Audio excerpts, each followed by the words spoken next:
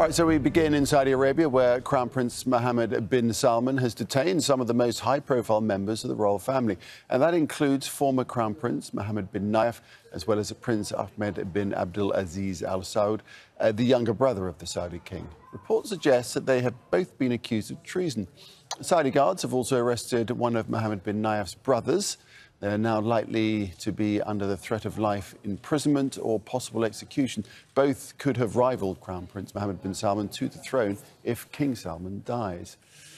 Al Jazeera's senior correspondent Jamal Alisal explains what these detentions mean for the kingdom and their impact on Saudi politics. In terms of its significance, it's huge because we're talking about two of the most senior members of the Saudi royal family, and two that up until now have not been seen as supporters of Crown Prince Mohammed bin Salman and the direction that he's been taking the country both domestically and in terms of foreign policy. What's prompted it is very difficult to ascertain, needless to say, because Saudi is a very closed culture in terms of lack of transparency and no media freedom there. But also what's peculiar about it is that these are two figures they've been under house arrest. They haven't been able to move freely for a very long time. So the idea that maybe they were trying to hatch some sort of coup is very far-fetched and difficult to see, considering the restraints they were under already.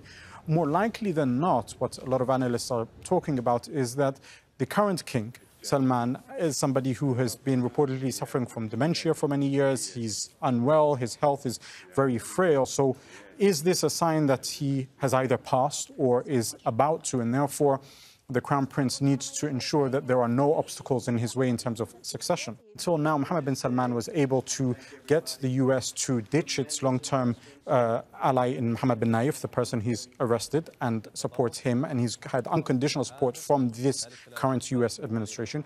He's managed to sideline the religious institution either by co-opting them onto his side or by arresting many of them, including people like Salman al-Auda and others. But the royal court, the royal family, he has failed to exert his total control over, even after he managed to do things like rounding a lot of senior members of the royal family in the Ritz-Carlton, that famous case in the end of 2007. There were still those figures, like the only other child of the founding king, King Abdulaziz, that is Ahmed, being somebody who didn't support him, as well as his cousin and the nephew of the current king, Mohammed bin Nayef. Well, let's hear now from Khalil Jashan, who's the executive director of the Arab Center of Washington. And he thinks the detention seemed like an attempt by the Crown Prince to consolidate more power. Prince Ahmed, who is the most senior of the three and has lived actually overseas for many years, came back a couple of years ago to kind of try to calm things down after MBS took over, and there were some kind of turmoil within the royal family.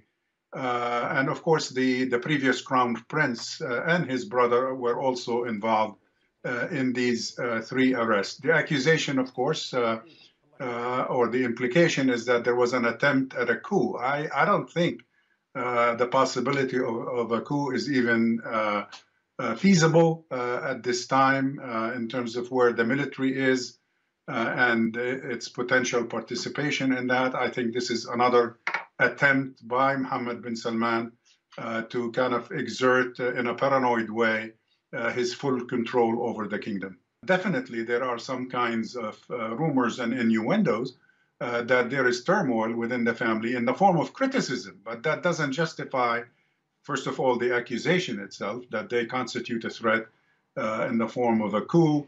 And to justify this type of step, being arrested like criminals with masked security forces coming to their homes and yanking them out of their private residences. So this is not the Saudi Arabia we all knew 4, 5, 6, or definitely 10 or 20 years ago.